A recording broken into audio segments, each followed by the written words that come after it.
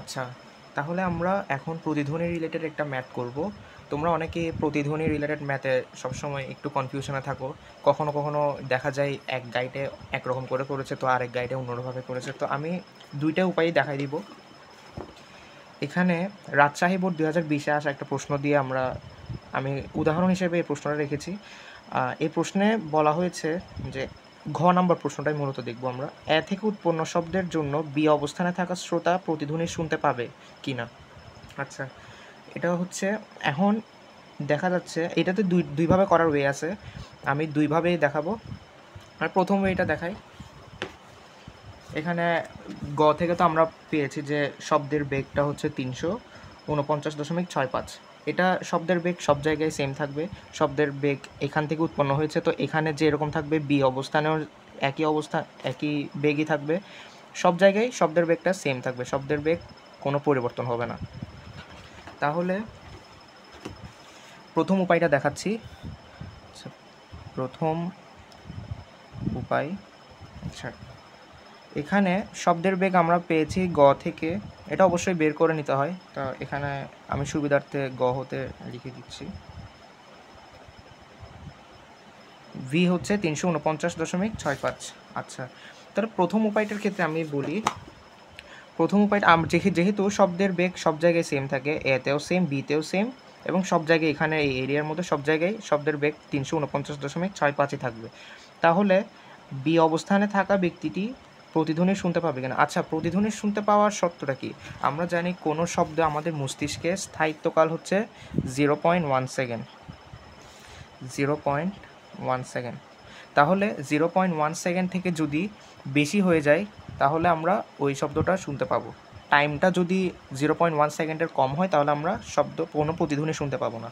আচ্ছা, তাহলে প্রথম উপায়ের ক্ষেত্রে এই ক্ষেত্রে বি অবস্থান আর প্রতিফলক, এটা হচ্ছে আর, এটা হচ্ছে প্রতিফলক, এদের মধ্যবর্তী দূরত্ব হচ্ছে 15 মিটার। এই যে এখানে দেওয়া আছে 15 মিটার। আচ্ছা, তাহলে আমরা ডি ধরবো 15 মিটার।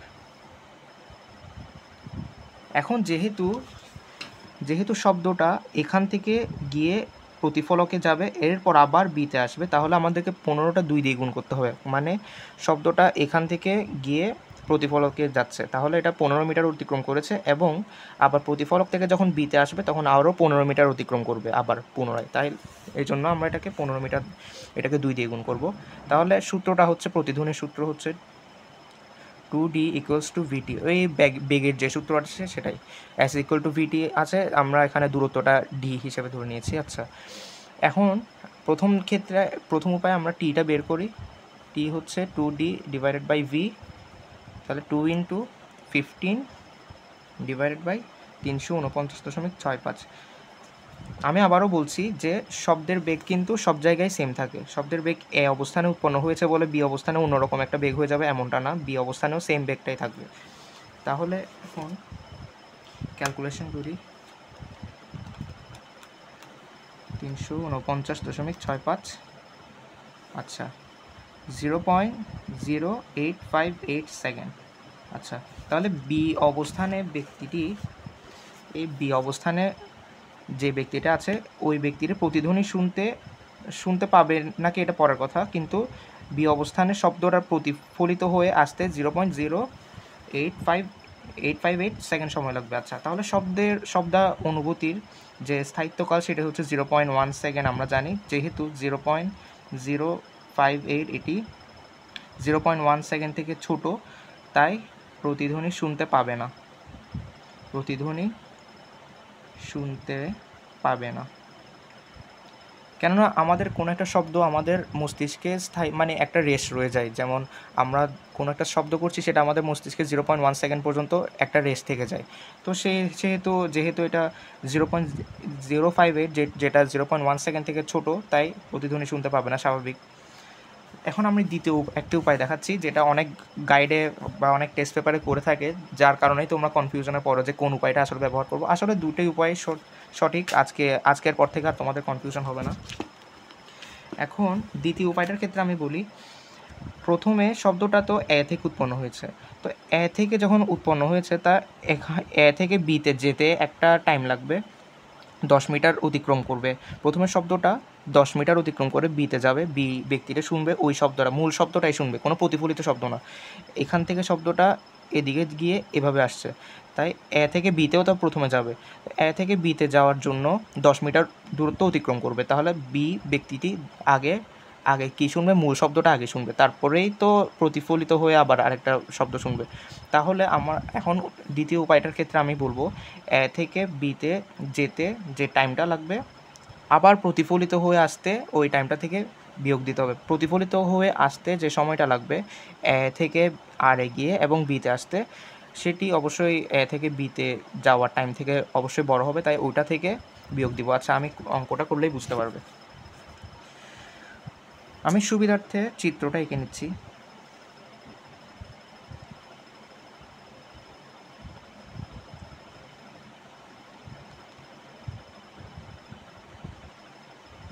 এটি আর, এটি বি এবং এটি এ। যেখান থেকে শব্দটা উৎপন্ন হয়েছে এটা হচ্ছে এ। তাহলে প্রথমে শব্দটা এ থেকে বিতে যাবে, এভাবে যাবে, তারপরেই বি থেকে আর এগিয়ে আবার প্রতিফলিত হয়ে এভাবে আসবে। তাহলে প্রথমে যে এ থেকে বিতে মূল শব্দটা বি শুনতে পাবে তার টাইম ধরে নিই আমরা T1। আচ্ছা, দ্বিতীয় উপায় এটা, T1 ধরে নিলাম। T1 সময়টাই আমরা বের করব, এটা এখন আমরা জানি না। ভি বেগটা আমি আগেও বলেছি, ভি বেগটা সবসময় সেমই থাকবে, ভিটা কনস্ট্যান্ট, অবশ্যই কোনো পরিবর্তিত হবে না, 349.65 ms ইনভার্স 1। তো তারপর এখন এ থেকে বিতে দূরত্বটা, এখান থেকে এখানে দূরত্বটা ধরে নিলাম আমরা D1, ঠিক আছে? তাহলে D1 equals to VT. Just এটা যেহেতু মূল শব্দটা শুনেছে বি, সেহেতু আমরা D1 ধরেছি। 2D তো ধরবো যখন প্রতিফলিত হবে, প্রতিফলিত শব্দটা আমরা হিসাব করব তখনই 2D, কারণ এখানে তো জাস্ট অতিক্রম করছে ডি, সেজন্যই আমরা D1 ধরেছি। আচ্ছা, তো T1টা আমরা হিসাব করছি, তো T1 equals to D1 by V. তাহলে এটা দূরত্ব হচ্ছে 10 মিটার, যেহেতু এখানে 10 মিটার, আর 349.65 থাকবে। আচ্ছা, আমরা পেয়েছি 0.0286 ms ইনভার্স 1। আচ্ছা, এটা কিন্তু T1 জাস্ট। এরপরে দ্বিতীয় উপায়ের আরেকটি অংশ, সেটি হচ্ছে এ থেকে বিতে যাওয়ার পর আর প্রতিফলকে গিয়ে আবার বিতে আসবে। তাহলে এই শব্দটা কেমনে অতিক্রম করবে, এভাবে গিয়ে আবার এভাবে আসবে। তাহলে মোট দূরত্ব কত অতিক্রম করেছে? মোট দূরত্ব অতিক্রম করেছে এখান থেকে 10, এখানে 15, 25, তারপর আবার এখান থেকে যখন অতিক্রম করেছে তখন এটি হচ্ছে 15। তাহলে সবগুলো যোগ করতে হবে, দূরত্বটা সব যোগ করতে হবে, ঠিক আছে? তাহলে আমরা এই দূরত্বটা হিসাব করব আমরা D2 ধরে নিলাম, এটা D2। আচ্ছা, তো D2 কত পেয়েছি আমরা? 10 প্লাস 15 প্লাস আবারও 15 ইকুয়ালস টু পেয়েছি আমরা 30, 40 মিটার। আচ্ছা, তাই এখন আবার আমরা এবারটা আমরা T2 হিসাব করব, আর ভি তো সব জায়গায় সেমই থাকবে, 349.65 ms ইনভার্স 1, ঠিক আছে? তাহলে আমরা এবার T2 এর হিসাব করি, D2 বাই ভি 40 বাই 349.65, আমরা পেয়েছি 0.1144। এবার আমরা এটা কি পেয়েছি?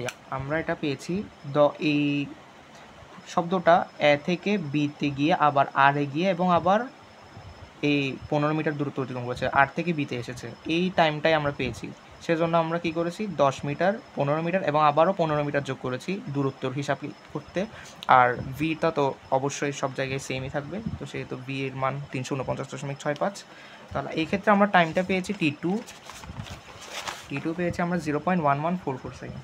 এবার T2 থেকে T1টা বিয়োগ দিতে হবে, T2 থেকে T1 বিয়োগ দিব, 0.1144 থেকে 0.0286 কত আসে দেখি। দেখো, আমরা কিন্তু সেম আনসারই পেয়েছি, 0.0858।